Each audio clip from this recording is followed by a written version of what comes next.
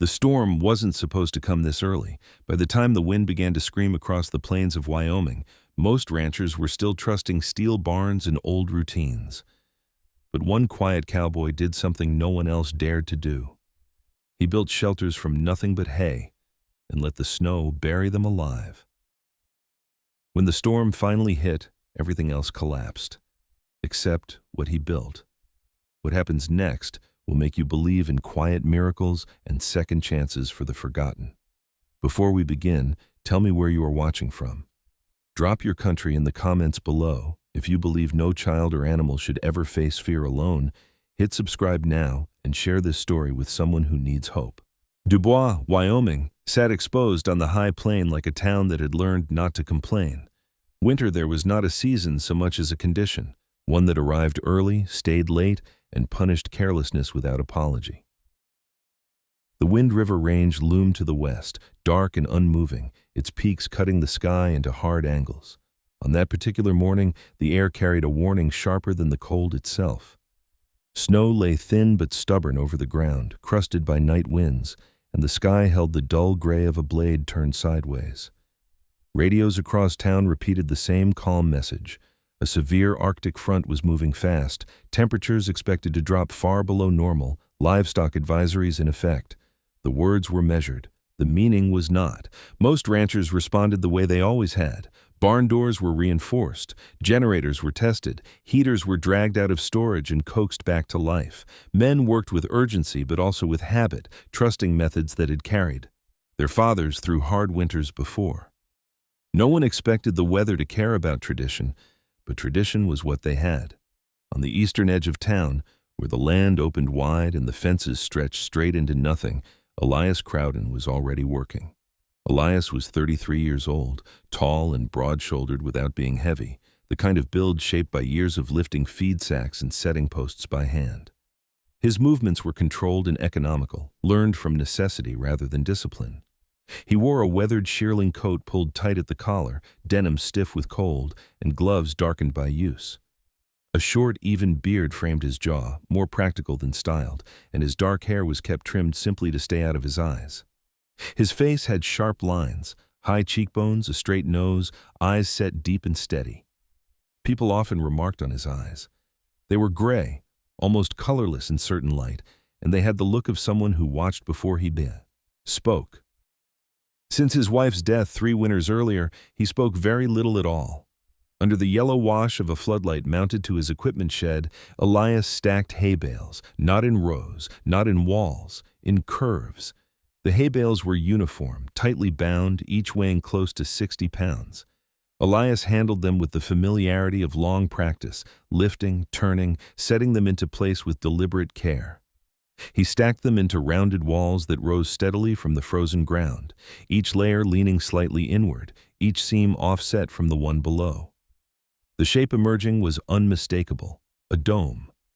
The largest structure already stood nearly 12 feet high, its form smooth and intentional, its entrance facing due south. That opening was narrow, just wide enough for cattle to pass through, and everything else was sealed tight with interlocked bales. Elias checked each angle with a carpenter's square, stepped back, adjusted, and checked again. There was no haste in his work, but there was no hesitation either. He built like a man following a plan he trusted completely. What unsettled people was not just what he was building, but what he did next. Once a section of wall was complete, Elias took a shovel and packed snow against the outside of the hay. He pressed it down firmly, layer by layer, until it formed a dense outer shell. Snow against hay looked wrong to anyone raised in ranch country. Snow was something you kept out. Snow was weight. Snow was rot and collapse and loss. To pack it deliberately against a structure looked like inviting trouble inside and asking it to stay. A small group of neighbors had gathered along the fence line bordering the county road, drawn by curiosity and unease. They stood with hands tucked into coats, breath rising thick in the cold air. Vernon Pike was among them, a rancher in his late 50s with a heavy frame and a beard gone mostly gray. Years of wind had carved permanent lines into his face, giving him the look of a man always squinting into distance. He leaned on the fence rail and watched Elias stack another bale. "That boy's lost his sense," Vernon said quietly, not unkindly, but with certainty. Hay's for feeding stock, not building houses for it. Beside him stood Cody Lamb, a thin young ranch hand barely into his 20s. Cody shifted his weight from foot to foot, eyes fixed on the rising dome. He's lining it up real careful, Cody said. Looks like he knows what he's doing. Vernon snorted. Doesn't mean he does. They didn't cross the fence. No one wanted to walk over and ask Elias what he was building, because asking would mean admitting doubt about their own preparations. Elias had not invited anyone, and he didn't look up. He worked in silence, breath steady, hands sure. A stocky black cattle dog sat nearby, watching everything with calm intensity. The dog, Bramble, had a white left paw and a scar along his muzzle that pulled one side of foe. His face slightly higher than the other. He had belonged to Elias longer than most people in town had known him. Bramble rose when Elias moved, circled once, then settled again, ears flicking at the sound of wind shifting direction. He trusted Elias completely, but even he seemed aware that something was coming. Elias set another bale into place and pressed it tight. He paused, resting his hands briefly on his thighs, and scanned the horizon. The wind had shifted overnight, coming now from the northwest, colder and more forceful. The cattle had noticed. 20 heads stood clustered nearer the structures than they had the day before, bodies angled away from the wind, tails tucked. Animals often understood weather better than people did. 3 winters earlier, Elias's wife, Marin, had died on a back road not far from here. A sudden slide had caught her truck where the snow gave way without warning. Elias had found the wreck hours later, metal twisted and half buried, the cold already, finished with its work. After that, something in him had closed. He still ran the ranch, he still paid his debts, he still showed up when required. But the easy talk disappeared. The jokes went quiet. Grief did not make him reckless or bitter. It made him precise. It taught him that guessing wrong cost lives. That precision showed now in every measured placement, every checked seam.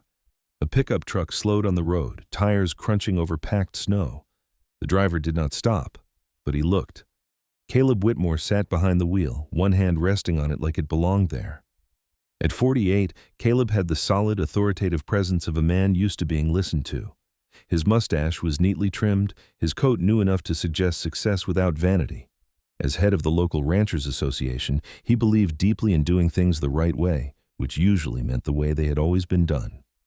His eyes followed the curve of the hay dome, his mouth tightening slightly. He shook his head once, barely perceptible, and drove on. Elias watched the truck disappear, then turned back to his work. He checked the entrance of the largest dome again, ensuring the opening was narrow and angled correctly. Too wide and the wind would knife through, too small and cattle would hesitate. He adjusted one bale by an inch, then packed snow into the gap, sealing it. The structure responded as if it understood the intention, the curve tightening, the walls settling into balance. Elias had built smaller versions of these before, tested them quietly over the last 2 winters. This was the first time he had committed fully, the first time he had built them large enough to shelter his entire herd. By the time the sun rose, pale and weak behind a sheet of cloud, the domes stood fully formed against the open land. They did not look fragile. They looked patient. The snow Elias packed against them smoothed into their curves, the wind sliding over rather than catching. From a distance, they resembled low hills, natural and unremarkable, as if they had always been there. The neighbors drifted away one by one, hands numb, curiosity unresolved. Elias continued stacking, sealing, reinforcing, another bale, another layer of snow. The radio in his kitchen would later say the front would hit by nightfall. Elias did not need the radio. The wind told him enough. As the first true flakes began to fall, thicker now, more deliberate, Elias stepped back and studied the largest dome one last time. Bramble stood at his side, ears forward, watching the cattle shift closer. Elias rested a gloved hand briefly against the rough twine of a hay bale, feeling the solid resistance beneath. He did not smile. He did not speak. He simply nodded once, as if acknowledging a quiet agreement between himself, the land, and whatever winter was about to bring. The storm was coming, and for the first time in a long while, Elias Crowden was ready to meet it. By mid-morning, the wind had settled into a steady, deliberate push, no longer playful, no longer testing. It came low across the plain, sliding over the snow-packed ground and carrying with it a cold that felt heavier than the temperature alone could explain. Elias Crowden noticed it first in the way sound traveled differently, how the creak of a fence post seemed closer than it should, how Bramble's breathing sounded sharper in the stillness between gusts. Winter was no longer approaching. It had arrived and was taking inventory. Elias finished reinforcing the last seam on the smallest hay dome and straightened slowly, feeling the familiar pull in his lower back. He rolled his shoulders once, then scanned the field. The domes stood quiet and rounded, their snow-packed skins hardening under the wind like cured hide. Beyond them, the cattle shifted restlessly, hooves scraping at the frozen ground. One of the younger cows bawled once, short and uncertain, then fell silent. Elias didn't hurry. Animals sensed urgency like a threat. Calm, learned slowly, kept them grounded. He moved toward the corral gate where his gelding waited. The horse, a bay named Ashford, was 12 years old and built lean, with a narrow blaze and eyes the color of dark tea. Ashford had been half broke when Elias bought him and had learned the rest the hard way. Long days, cold nights, no shortcuts. He was not a flashy horse, but he was steady, and steadiness mattered more than speed in Wyoming winters. Ashford flicked an ear as Elias approached, snow clinging to his mane, breath steaming gently. Elias checked the cinch, swung into the saddle, and guided him toward the cattle, Bramble trotting alongside with a practiced distance that kept him out from under hooves. Elias's intention was simple: get the herd used to the domes before the worst of the weather forced the issue. Animals chose safety better when they believed it was their idea. He circled wide, letting Ashford's presence apply pressure without panic. The cattle moved as a group, hesitant at first, then gradually drifting toward the rounded shapes at the edge of the field. One older cow paused at the entrance of the largest dome, nostrils flaring as she tested the air. Elias waited, reins loose. After a long moment, she stepped forward, hooves disappearing into shadow. The others followed, not rushing, just accepting. Elias let out a slow breath he hadn't realized he was holding. The sound of a vehicle approached from the road, tires crunching through snow. Elias turned Ashford and watched as a white veterinary truck pulled into the drive.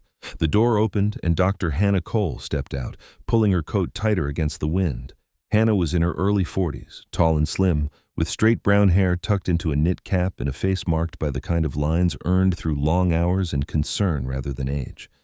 Her skin held a pale winter tone, and her eyes, sharp, observant, missed very little. She had come to Dubois 15 years earlier for a temporary position and never left, drawn in by the people, the animals, and the honest difficulty of the work. Hannah was known for being direct without being unkind, practical without being dismissive.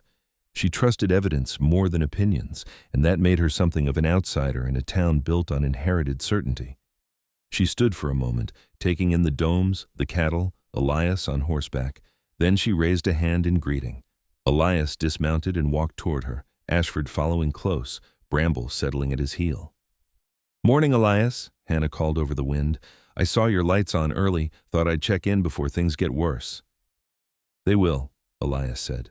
His voice was low and steady, shaped by long silences. "Weather's moving faster than they said." Hannah nodded. "I've already had 3 calls. Heaters failing, water lines freezing. People are nervous." She stepped closer. To the nearest dome, ran a gloved hand along the packed snow at its base, then pressed her palm flat against the hay beneath. "This is solid," she said, more to herself than to Elias. "You've done your homework." Elias shrugged slightly. "I've done my testing."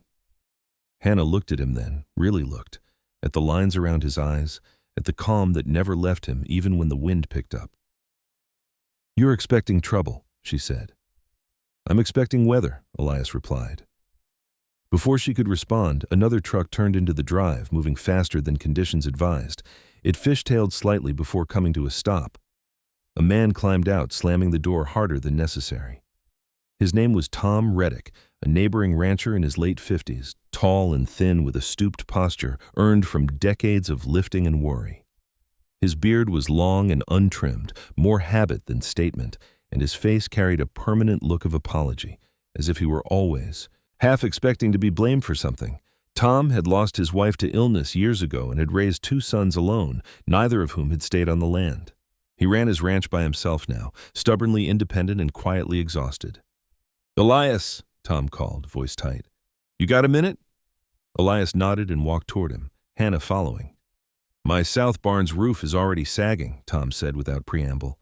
"Snow's heavier than it looks and the wind's packing it tight. I've got 10 head in there. I don't like it." Hannah frowned. "It's too early for that kind of load." Tom gave a humorless laugh. "Weather didn't ask my opinion." His eyes flicked toward the hay domes. "Those yours?" "They are," Elias said. Tom hesitated, then sighed. "I heard people talking. Figured I'd see for myself. I don't understand it, but if things go bad, I might need a place to move a few animals."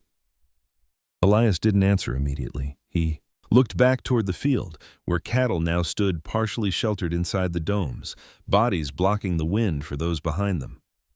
"If you need it," he said finally, "bring them." Tom let out a breath, relief and uncertainty tangled together. "I hope I don't," he said, "but I appreciate it." As Tom drove off, Hannah turned to Elias. "You realize once one person starts using these, the rest will follow, or fight it harder." "Either way," Elias said, "won't change the weather." The afternoon darkened sooner than it should have. Clouds thickened, pressing low over the land, flattening color until the world seemed reduced to gray and white. Snow began to fall in earnest, flakes dense and dry, carried sideways by the wind. Elias worked through it, making final adjustments, guiding cattle gently, checking entrances. Bramble moved tirelessly, alert but calm, a black shape against the white ground. Ashford stood tied near the fence, head lowered, conserving energy. Near dusk, Elias heard shouting over the wind. He turned to see Caleb Whitmore's truck parked by the road, hazard lights blinking. Caleb stood beside it, collar pulled up, his confident posture frayed at the edges. He waved Elias over with an impatient jerk of his arm. Elias walked toward him, boots crunching through snow. Caleb's face was flushed, his mustache stiff with frost. "I just got word from 2 members, Caleb said, raising his voice. "Barn roofs failing south of town. Power's flickering. This storm's not following the forecast." "No," Elias said evenly. "It's not." Caleb's gaze shifted again to the domes. "You planning to shelter all your stock in those?" "Yes." "You really believe hay and snow are going to hold against this?" Elias met his eyes. "I believe they already are." For a moment, Caleb looked as though he might argue further. Instead, he exhaled sharply. "If things get worse," he said, choosing his words with visible effort, "we may need options." Elias nodded once. "You know where I am?" Caleb hesitated, then nodded back and climbed into his truck. As he drove away, the hazard lights disappeared into the falling snow. By nightfall, the wind howled steadily, not screaming yet, but building toward it. Elias walked the perimeter one last time, checking that all cattle were inside or close enough to choose shelter when they needed it. The domes stood firm, their curved shapes shedding wind and snow as designed. Inside, the air was already warmer, carrying the faint, earthy scent of hay and livestock. The cattle shifted and settled, bodies close, heat beginning its quiet work. Elias closed the last entrance flap and stepped back into the open. He stood there for a moment, snow collecting on his shoulders, listening to the wind. Bramble pressed against his legs, solid and warm. Somewhere in the dark, Ashford stamped once, then stilled. The storm was no longer a future problem. It was here. Elias turned toward the house, knowing the night ahead would be long, and that what he had built would soon be tested in ways no quiet preparation could fully predict. Night settled over Wind River without ceremony. There was no gentle dimming, no pause between evening and dark, just a swift erasure of detail as snow thickened and the wind rose another register. By 8 o'clock, the world beyond Elias Crowden's porch light had narrowed to a tunnel of white, the beam cutting only a few yards before being swallowed whole. The temperature dropped fast, the kind of drop you felt in your teeth before you felt it anywhere else. Elias stood at the kitchen window with a mug of black coffee cooling in his hands, listening to the radio murmur warnings he already knew by heart. Power outages reported south of town, structural failures beginning along Highway 26, emergency services advising residents to shelter in place. The voice delivering the message was calm, practiced, and entirely detached from what those words meant for people with animals depending on them. Outside, the hay domes held their shape, Elias checked them twice before fully committing. To the night, once at dusk, once again after dark, moving carefully between them, with a headlamp strapped low across his brow. Snow hissed against his coat and packed hard under his boots. Inside the largest dome, the cattle stood close, bodies angled inward, steam rising in slow, steady curls. The air there was already noticeably warmer, heavy with the smell of hay and livestock, familiar and grounding. Elias adjusted one entrance flap, narrowed it by a hand's width, then stepped back. He trusted the rest to physics and patience. He had just reached the porch when his phone vibrated in his pocket. Reception was poor, but the name that flashed across the screen was clear enough: Tom Reddick. Elias answered immediately. "Go ahead." Tom's voice came through, strained and uneven, breathless beneath the crackle of wind. "Elias, my barn roof just went. East side collapsed clean through. I got most of them out, but 3 are still inside and panicking. I can't get close." "Enough. The rest of the structure's shifting." Elias closed his eyes briefly, not in frustration, but in calculation. "Where are you now?" "In my truck, just off the drive. Snow's too deep to move them far." "I'm coming," Elias said. "Don't try to pull them out alone."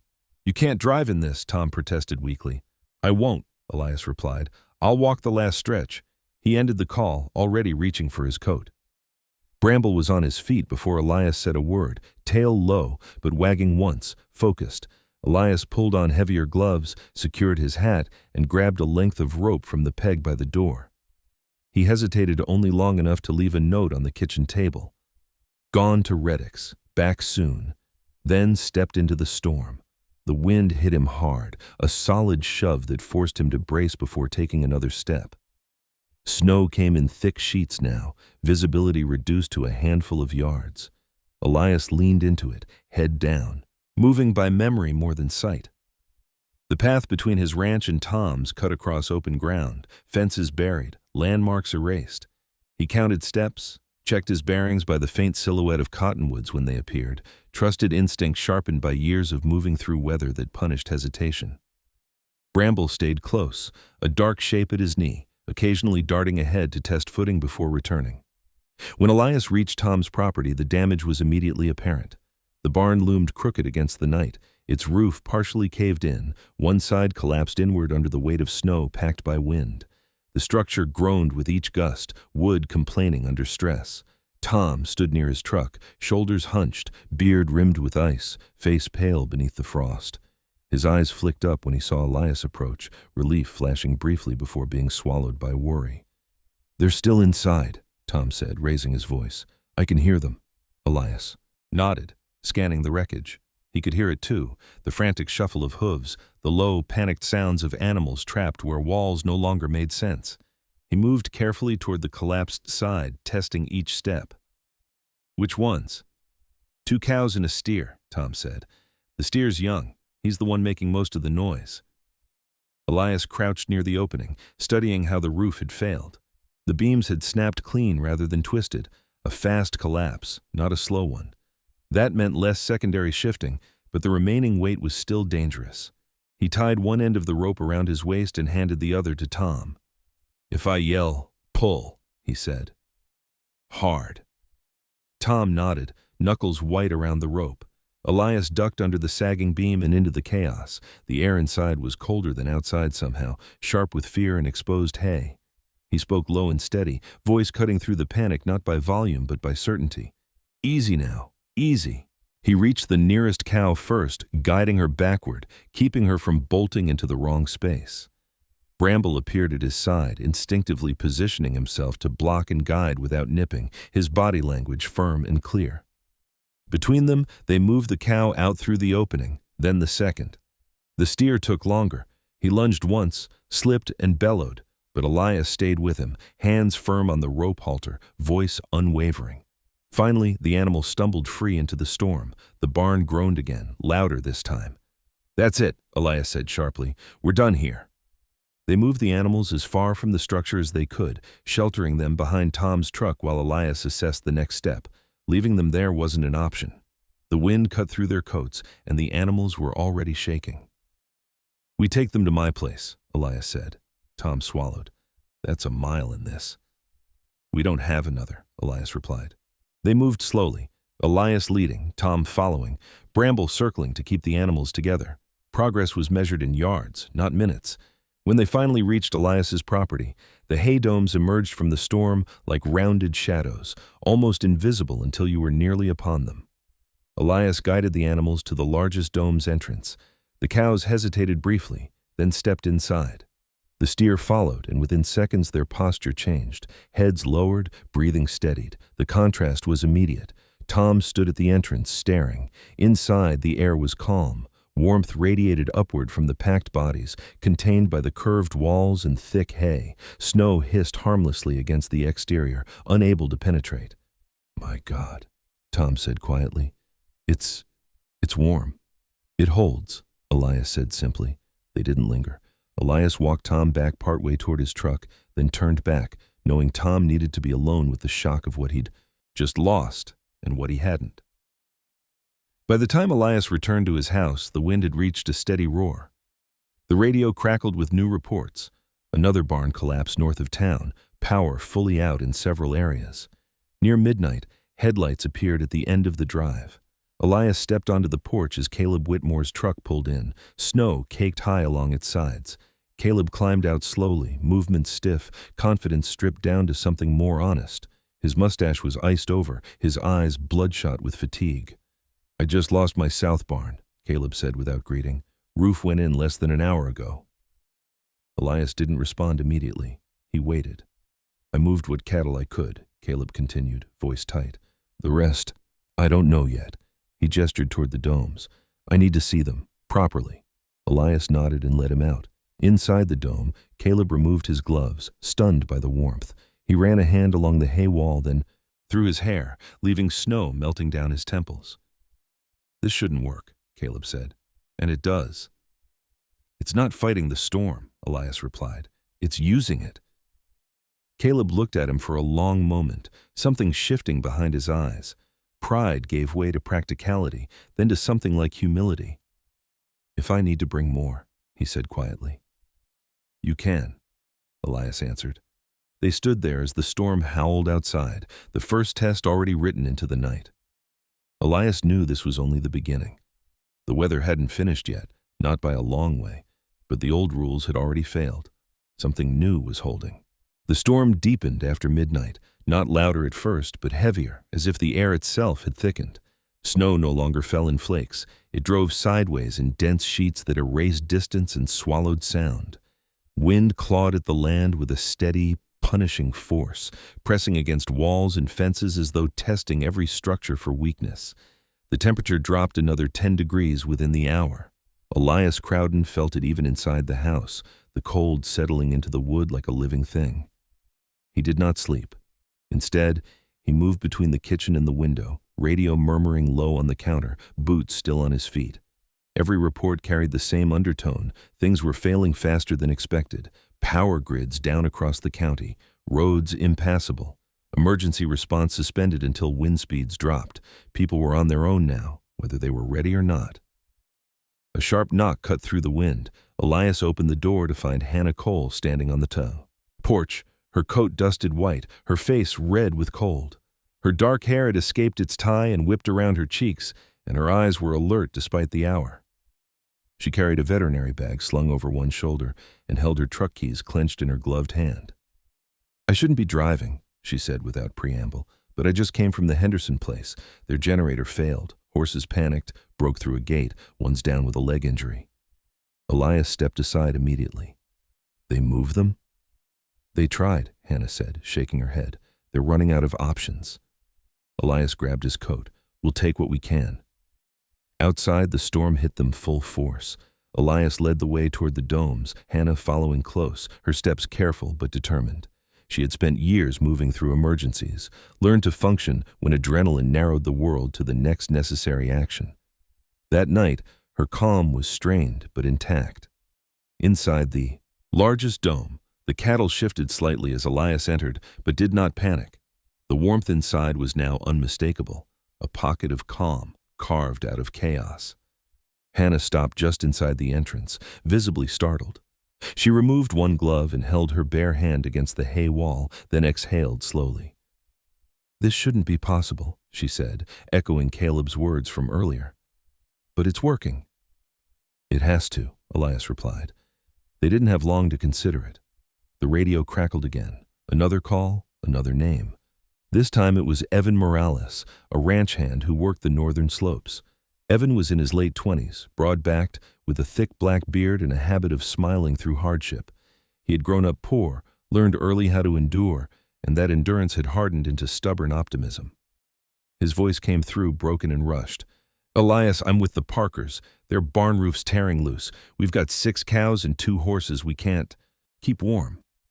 "I heard—" He hesitated, pride colliding with desperation. "I heard you might have room." Elias closed his eyes for a fraction of a second. He did the math without numbers, space, heat, time. "Bring them," he said. "Slow and steady. Don't rush the animals." The next hours blurred into movement and sound.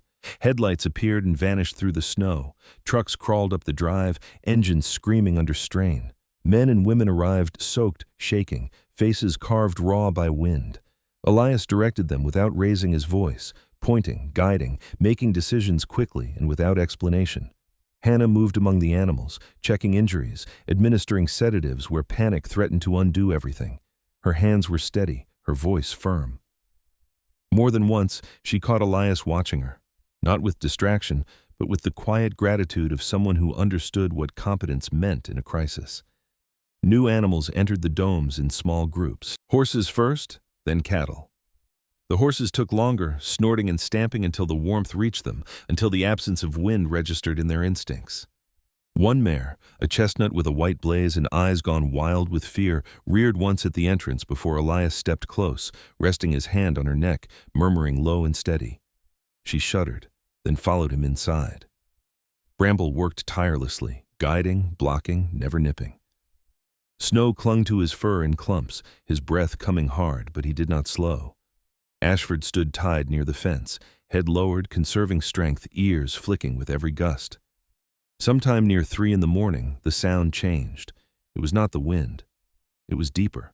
A long, hollow crack followed by a groan that carried across the field even through the storm. Elias froze, heart thudding once, hard. He knew that sound. Wood giving way. "Which one?" Hannah asked, already moving.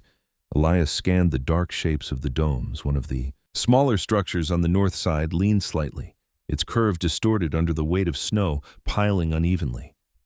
Another crack echoed, sharper this time. Inside, animals shifted, uneasy. Tom Reddick's voice broke through the noise. "That one's failing." Elias didn't answer. He grabbed a rope from the fence and tied it around his waist, the other end anchoring to a steel post driven deep into the frozen ground. Hannah stepped in front of him. "You go out there now, you might not come back," she said. "If it goes," Elias replied calmly, "they'll bolt, and then they're dead anyway." She searched his face, then stepped aside. "Then I'm watching the line." Elias moved into the storm. The wind hit him like a wall, forcing him sideways, the rope snapping taut behind him. Snow blinded him instantly. He moved by feel, counting steps, leaning into the pull.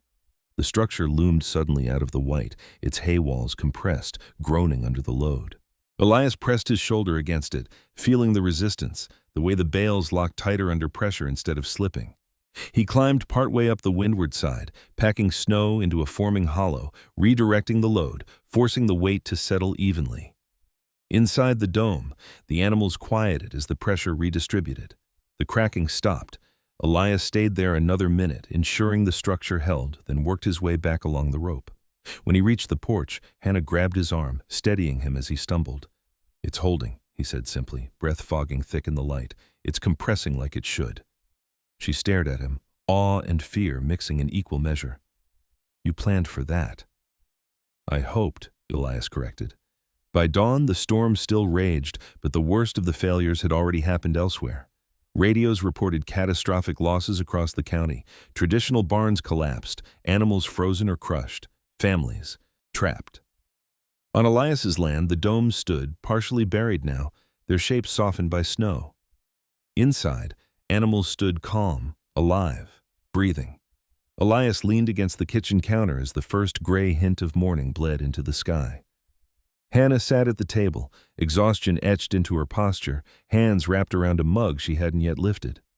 Outside, the wind continued its assault, but something fundamental had already shifted. This was no longer just about Elias's cattle. The storm had taken names. The storm did not ease with daylight. Dawn arrived thin and colorless, a weak gray leaking into the sky without warmth or promise. Wind continued to drive snow across the land with the same relentless force, piling drifts against anything that dared interrupt its path. What changed was not the weather, but the way people met it. By morning, hope had narrowed to one question repeated across the county in different voices. What's still standing? Elias Crowden stood just inside the entrance of the largest hay dome, listening. Inside, the soundscape was small and human, slow breathing, the shift of hooves on packed straw, the low, steady noises of animals at rest. Outside, the wind screamed like it had something to prove. The contrast was stark enough to feel unreal. Elias pressed his gloved palm against the inner wall, feeling the firmness beneath the hay, the subtle warmth held in place by shape and pressure rather than machinery. He had not slept more than minutes at a time, but fatigue sat at the edges of him without touching the center. There was too much to track, too many lives balanced on decisions already made. Hannah Cole entered the dome quietly, brushing snow from her shoulders. Her movements had slowed, the sharp efficiency of earlier hours dulled by exhaustion, but her eyes remained alert. She carried a small notebook now, pages already filled with observations. Temperatures inside the domes, animal behavior, signs of stress or the lack of it. Hannah had always been thorough, but this was different. This was documentation born of disbelief. "They're stable," she said softly. "Heart rates are normal, no signs of hypothermia. Even the injured ones are holding steady." Elias nodded. He accepted information the way he accepted weather reports, without celebration, without doubt. "Any trouble?" "Not yet." She hesitated, then added, "Elias, people are calling this place a shelter now, not a ranch." He didn't respond. Immediately, the word shelter carried weight. It implied responsibility beyond fences and feed schedules. Before he could answer, Bramble trotted in, snow clumped in his fur, tail low but moving. He stopped in front of Elias and looked up, ears flicking. Elias followed the dog's gaze toward the entrance. Another truck was approaching, barely visible through the whiteout. It moved slowly, cautiously, tires struggling for grip. When it finally stopped near the drive, a man climbed out who Elias didn't recognize at first. He was tall, broad through the chest, his posture rigid with cold and fatigue. He wore a heavy coat that had once been military green and now bore the stains of hard use. His beard was thick and untrimmed, dark with streaks of gray, and his face carried the blunt planes of someone accustomed to being outside more than in. He moved like a man who had learned to endure without complaint. He introduced himself as Frank Delaney, a retired smoke jumper who had settled outside Dubois years earlier to run a small cattle operation.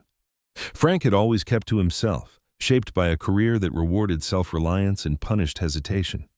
Fire had taken friends from him. Winter he had learned to respect. He stood on the porch now, shoulders squared, eyes scanning the land. "I lost my barn around 4, Frank said without preamble. His voice was rough, worn down by wind. "Roof peeled off like paper. I've got 5 head in my trailer and nowhere else to go." "You're in the right place," Elias said. Frank followed him into the dome and stopped short. He didn't speak for a long moment, just stood there, breathing, taking it in. "This is like a fire shelter," he said finally. "Wrong materials, same idea." Elias glanced at him. "You use those?" "Too many times." Frank nodded once.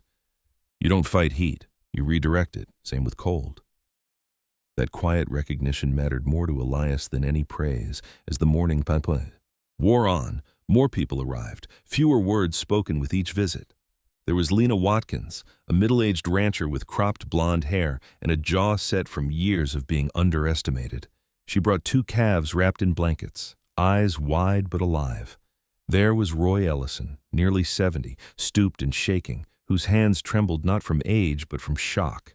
He had lost 30 head overnight when his heating system failed. Elias took them in without comment, guided them where space allowed, made room by adjusting groupings, trusting the dome's capacity to balance heat as numbers increased. By late morning, the radio fell mostly silent.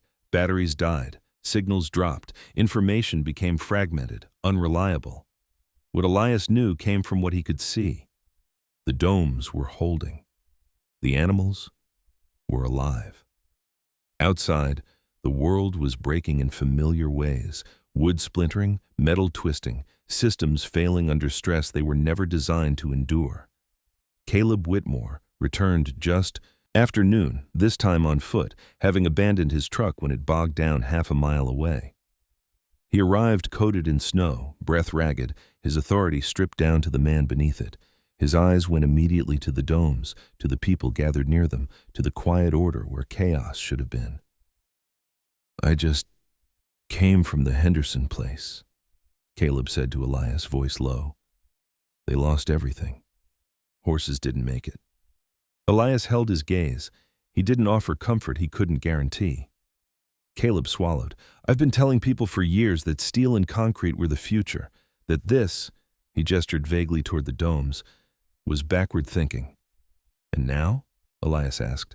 Caleb looked around, taking in the living proof. "Now I'm thinking survival doesn't care about pride." It was the closest thing to an apology Elias expected to hear. Inside one of the smaller domes, a young boy sat cross-legged beside a calf, running gloved, fingers through its fur. The boy's name was Matthew Ellison, Roy's grandson, no more than 10 years old, small for his age, with dark hair and a face too serious for childhood. His parents had sent him to stay with Roy after a divorce split the family apart. The storm had trapped them together in grief before the weather ever did. Matthew looked up when Elias passed, eyes bright with a question he didn't ask. Elias nodded once to him, a gesture of acknowledgement, and the boy smiled faintly, reassured by the presence of someone who seemed unafraid. Hannah watched that exchange from a distance. Later, when Elias stepped outside to check the windward side of the domes, she followed him. Snow had piled high now, smoothing the structures into near hills, the wind sculpting their shapes with brutal precision. "You didn't just build shelters," Hannah said. "You built something people can trust." Elias adjusted a snow-packed seam, pressing it firm. "Trust is heavy," he replied. "It adds weight." She studied him, the man shaped by loss and restraint. "So does responsibility." He straightened slowly. "I know." The storm began to lose its edge late in the afternoon, not stopping, but changing character. Gusts came less frequently. Snow fell straighter, less violent. It was subtle, easy to miss, but Elias felt it the way he felt shifts in cattle before weather broke. The worst had passed. By evening, the domes were nearly buried on their windward sides, entrances dug clear only by constant effort. Inside, the animals lay down fully now, chewing calmly, conserving energy. People took turns resting, leaning against walls, sharing thermoses and quiet stories. No one spoke of what they had lost. Not yet. Elias stood at the edge of the field as night returned, different from the last. The wind still moved, but without malice. Bramble lay at his feet, exhausted at last. Ashford stood nearby, head lowered, alive and uninjured. The storm had tested everything it touched. Steel had failed, wood had broken, power had vanished, but hay and snow, shaped with intention and humility, had held. Elias looked back at the domes, at the people sheltering inside them, and understood that the storm had done more than strip away structures. It had stripped away certainty. What remained was quieter, harder earned, and far more real. Morning arrived without sunlight. Instead, it came as a thinning of sound, the wind easing just enough to reveal how loud it had been all night. The air still carried cold with a sharp edge, but the violence had passed. Snow no longer raced sideways across the land.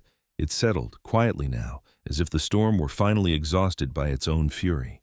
Elias Crowden stepped out onto the porch before anyone else stirred.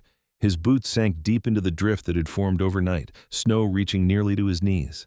The ranch no longer looked like a place shaped by people. Fences had vanished beneath smooth white rises. Equipment sheds were half buried. The hay domes themselves were barely distinguishable from the surrounding terrain, rounded mounds softened by wind and weight, their entrances the only visible sign that something living remained inside. He moved slowly across the field, shovel over his shoulder, Bramble trudging behind him. The dog's black coat was dulled with frost, his. Movements stiff from exhaustion, but his eyes were alert. He was 9 years old now, past the reckless energy of youth, shaped by years of work and weather.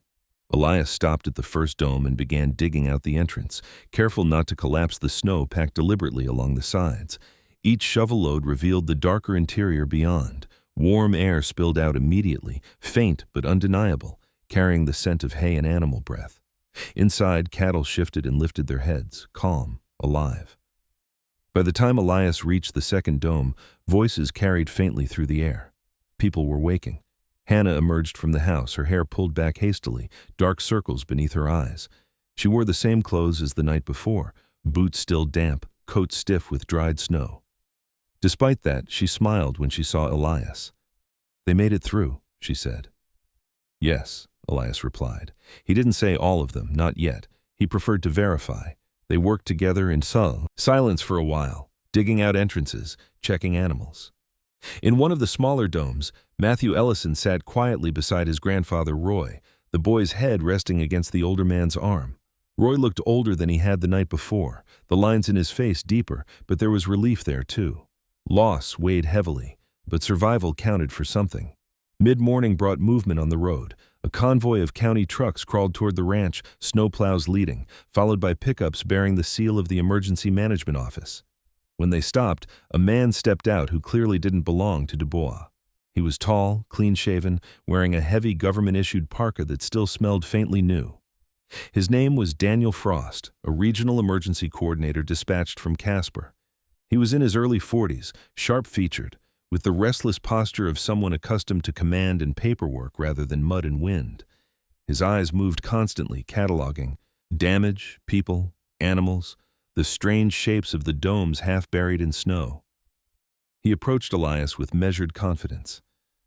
"Mr. Crowden," he said, extending a gloved hand, "I've been briefed on what happened here." Elias shook his hand once. "You're late," he said, not unkindly. Frost accepted that without argument. "Roads were impassable. We're doing what we can now." His gaze flicked again to the domes. "These structures, are they temporary?" "They're holding," Elias replied. Frost crouched to examine the packed snow along one dome's wall, pressed his palm against it. He frowned, thoughtful. "You built these yourself?" "Yes." "With hay?" "And snow," Elias added. Frost straightened slowly. "We've got reports of catastrophic losses across 3 counties. Traditional shelters failed across the board. Yours didn't." Elias said nothing.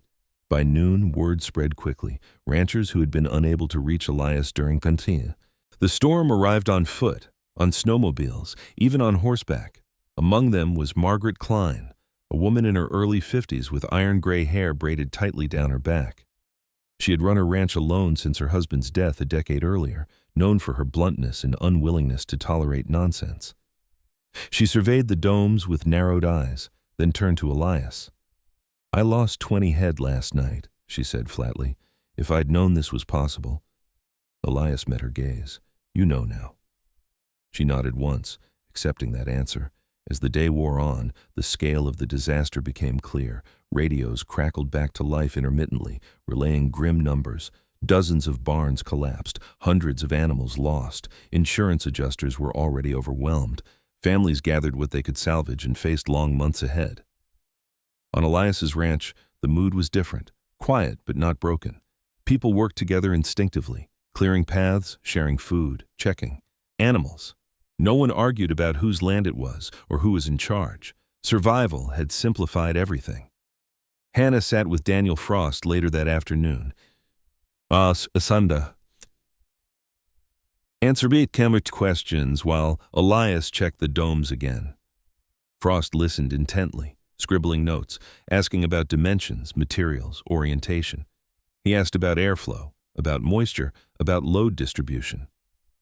"This wasn't luck," Frost said finally. "No," Hannah replied. "It was preparation." Late in the afternoon, Caleb Whitmore approached Elias alone. The man looked changed, his shoulders slumped, his voice quieter, the certainty gone from his expression. He removed his hat as he spoke, a small but meaningful gesture. "I've been on the phone with the association," Caleb said. "What's left of it? People want answers. They want to know why everything we trusted failed." Elias waited. Caleb swallowed. "I told them about the domes, about you." Elias studied him. "And?" And I told them we need to listen, Caleb said. Not next year, now. The wind stirred lightly, lifting fine snow from the surface of the drifts. Elias looked out across the land, at the domes, at the people moving between them, at the animals resting safely inside. He thought of Marin, of how she used to say that the land didn't care who thought they were right. It only cared who paid attention. As evening approached, Frost gathered people near the largest dome. He spoke plainly, without ceremony. Emergency shelters would be set up in town once roads cleared. Aid would come eventually. Investigations would follow, but what had happened here would not be ignored. These structures, Frost said, gesturing toward the domes, saved lives. Animal lives, yes, but also livelihoods. We'll be documenting this thoroughly. Elias shifted uncomfortably at the attention. He was not built for crowds or recognition. Hannah noticed and stepped closer, her presence steady. Night fell. Again, calmer this time. Inside the domes, animals slept deeply, bodies relaxed, heat cycling gently through the space. Outside, people shared quiet meals, spoke in low voices, began to imagine what came next. Elias stood alone at the edge of the field, Bramble seated beside him, Ashford visible beyond, head lowered against the cold. The storm had passed, but its weight remained, in the losses counted elsewhere, in the responsibility now settling onto Elias's shoulders. He understood then that survival was not the end of the story. It was the beginning of something heavier, the obligation to teach, to share, to change how things were done. The domes had held through the storm. Now the question was whether the people would. The second night after the storm was quieter in a way that felt almost unfamiliar. The wind still moved across Wind River, but without the violence that had stripped roofs and certainty from the land. Snow creaked underfoot instead of screaming through the air. Sound carried again, voices, footsteps, the low murmuring of animals at rest. It was the sound of a place still breathing. Elias Crowden slept for the first time since the storm began, though sleep came lightly. He woke before dawn, the habit ingrained too deeply to be undone by exhaustion. For a moment, lying still beneath heavy blankets, he listened. Not for danger, but for absence. No groaning wood, no frantic calls, no sudden shifts in the night. That, more than rest, told him they had crossed a threshold. Outside, the ranch looked altered, not destroyed. Snow lay deep and smooth, reshaping the land into unfamiliar contours. The hay domes stood like low hills scattered across the field, their entrances dark and precise. Each one dug clear the evening before. Elias dressed and stepped out, breath rising steadily in the cold. Bramble followed, moving slower than usual, joints stiff but spirit intact. At 9 years old, the dog bore his years honestly, his muzzle grayer now, his pace measured, but his eyes remained sharp, attentive to every change in the air. They made their rounds together. Elias checked each dome carefully, listening to the subtle sounds inside, chewing, shifting weight, the long exhale of animals fully settled. Heat remained consistent. Moisture had vented as designed. Nothing smelled sour or wrong. He ran his hand along the inner curve of one wall, feeling the compressed hay firm beneath the surface, the shape holding as it had through the worst of the storm. At the far edge of the field, Ashford stood with his head lowered, mane rimed with frost. The gelding was 12 now, grayer around the eyes than he had been a few winters ago, but steady as ever. Elias approached and rested a hand briefly against Ashford's neck, feeling the warmth beneath the winter coat. The horse shifted his weight slightly, acknowledging the contact, then returned to stillness. He had weathered the storm the way he weathered everything else, by trusting routine and conserving strength. By mid-morning, people began to stir across the ranch. Some would be leaving that day, returning to what remained of their own properties. Others had nowhere to go yet. No one was forced either way. Elias made coffee in large pots and set out food without comment. Hannah moved among the group with quiet efficiency, checking injuries one last time, making notes for follow-up visits that would come later. Her posture had changed subtly since the storm, less rigid, more grounded. Crisis had sharpened her, but it had also clarified something steadier beneath. Daniel Frost returned late that morning, this time with 2 additional vehicles and a small team. Among them was Rachel Monroe, a structural engineer in her late 30s, lean and angular, with short cropped hair and a habit of squinting at problems as if daring them to misbehave. She had spent years assessing wildfire damage and floodplain failures, and her approach to the hay domes was analytical rather than emotional. She crouched, measured, took photographs, asked precise questions about dimensions and spacing. These structures redistribute load in a way most barns don't, Rachel said, speaking to Frost but watching Elias. Curved surfaces, compressible materials, no rigid failure points. They don't resist force. They absorb it. Elias listened without interrupting. He had never named it that way, but the words fit. Frost nodded. We're going to need documentation, plans, guidelines. Elias shifted uncomfortably. I'm not a builder. You're something, Frost replied, and people are going to ask. That afternoon, a meeting formed without anyone formally calling it.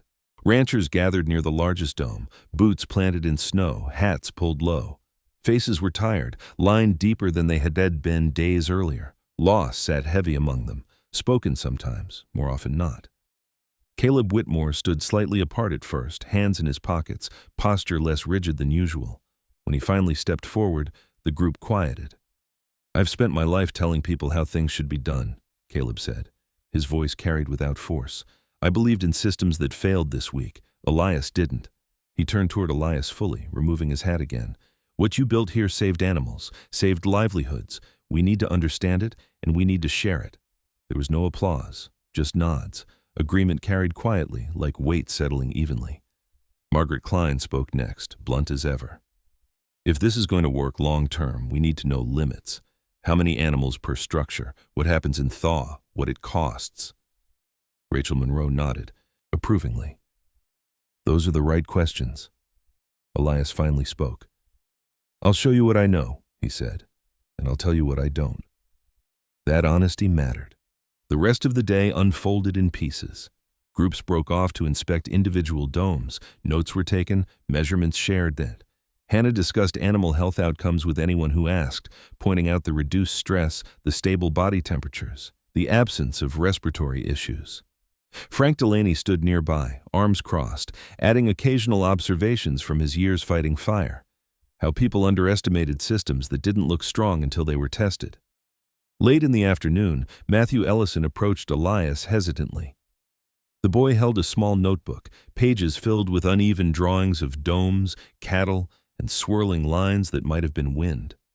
His dark hair fell into his eyes, and his coat hung a little too loose on his narrow shoulders. I drew this, Matthew said quietly, holding out the notebook. So I don't forget. Elias took it carefully, flipping through the pages. You won't, he said, but it's good to write it down anyway. Matthew nodded, reassured, and returned to his grandfather's side. As evening approached, vehicles began to leave. One by one, people returned to what was left of their homes, carrying with them something new. Not answers, but a direction. The ranch grew quieter again, though not empty. Hannah stayed. So did a few others who needed more time. Elias stood with Hannah near the fence line as the sun dipped low, casting long shadows across the snow. The sky had cleared enough to reveal pale light breaking through cloud, a promise rather than a guarantee. You didn't ask for this, Hannah said. No, Elias replied, but you'll carry it. He nodded once. Because it's here. They stood in silence, watching brambles settle near Ashford, the dog's head resting briefly against the horse's leg. The storm had rearranged many things, land, buildings, lives. It had taken names, as Elias had thought before. But it had also revealed something durable beneath the loss, a way forward shaped not by force, but by understanding. That night, as Elias closed the last dome entrance and turned toward the house, he understood that the storm was no longer the story. The story was what people chose to build after it, and whether they would remember the lesson written into hay and snow when the next hard winter came. Spring did not arrive all at once. It came the way it always had in Wind River, slowly, stubbornly, with false starts and bitter reminders that winter never truly released its grip. Snow receded inch by inch, revealing fences bent but standing, ground scarred but alive.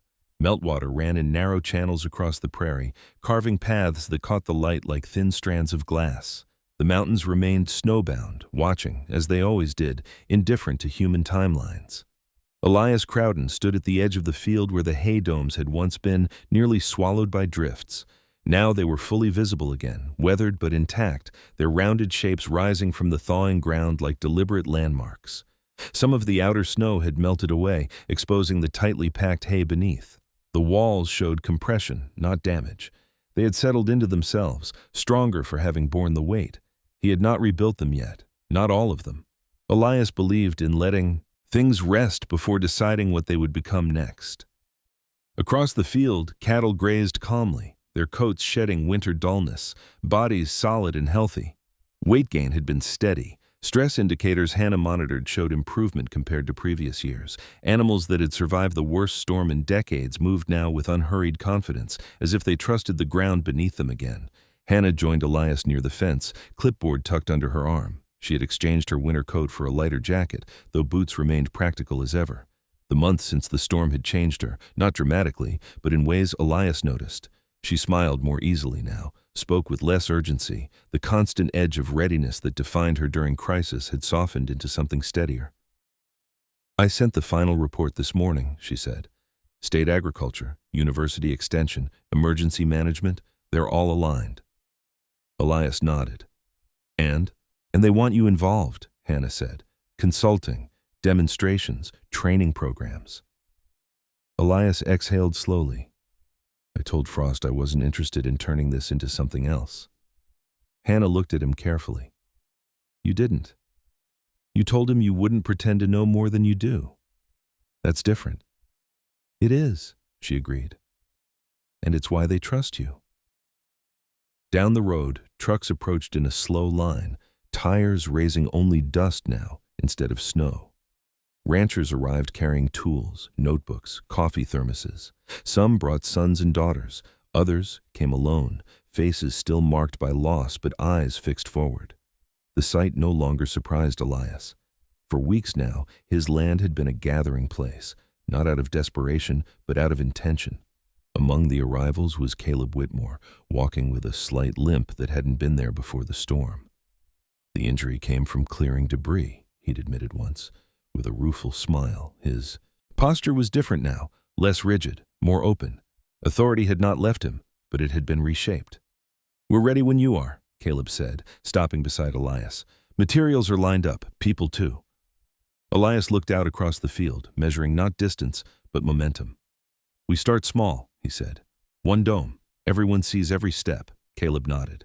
"That's how trust is built." The day unfolded under a wide, forgiving sky. Elias demonstrated placement, orientation, spacing. He explained not with theory, but with reasoning shaped by experience. Why entrances faced south, why curvature mattered, why snow was not an enemy if treated correctly. Rachel Monroe moved among the group, occasionally adding technical language to Elias's practical explanations, translating intuition into terms engineers could document. The partnership worked without friction. Frank Delaney stood off to one side at first, arms crossed, watching. When he finally stepped forward, it was to adjust a bale Elias had set, tilting it slightly. "Pressure will settle better this way," Frank said. Elias studied the change, then nodded. "You're right." Frank grunted, satisfied. Fire and cold had more in common than most people understood. Children wandered between adults, collecting scraps of twine, drawing shapes in the dirt. Matthew Ellison sat near one of the half-built domes, sketching again. This time, his drawings included people alongside the structures, small figures clustered together, lines connecting them. Roy Ellison watched from a folding chair, his face lined but peaceful. He had decided not to rebuild his old barn. Instead, he would reduce his herd and adapt. "I don't have time for pride anymore," he told Elias quietly one afternoon. "I want my grandson to remember me as someone who learned." By late afternoon, the first new dome stood complete. It was not perfect. Elias made no attempt to pretend otherwise, but it was. Solid, shaped with care, built by many hands guided toward a shared understanding. People stepped back to look at it, some with smiles, some with thoughtful silence. Daniel Frost arrived again near evening, this time without urgency. He watched the finished structure, reviewed notes, spoke briefly with Rachel and Hannah. When he approached Elias, his tone was measured but warm. "This will change protocols," Frost said. "Not overnight, but it will. Elias shrugged. Land changes things faster than people. Frost smiled faintly. Sometimes people catch up. As the sun dipped low, casting long shadows across the field, the group dispersed. Some stayed to help clean up. Others headed home carrying plans, measurements, and something less tangible. Confidence earned, not assumed. Elias remained by the fence as the last truck disappeared down the road. Bramble lay nearby, older now, content to rest rather than patrol. Ashford grazed close, no longer tied, trusting the halted space as his own. The ranch felt quieter than it had in months, but not empty. Hannah stood beside Elias, hands tucked into her jacket pockets. "You know," she said, "you could have closed the gates after the storm. No one would have blamed you." "I thought about it," Elias admitted. And then I remembered what it felt like," he said, "standing alone in a place that had already taken something from me." She nodded, understanding more than he'd said. They watched the sky shift from gold to pale blue to dusk.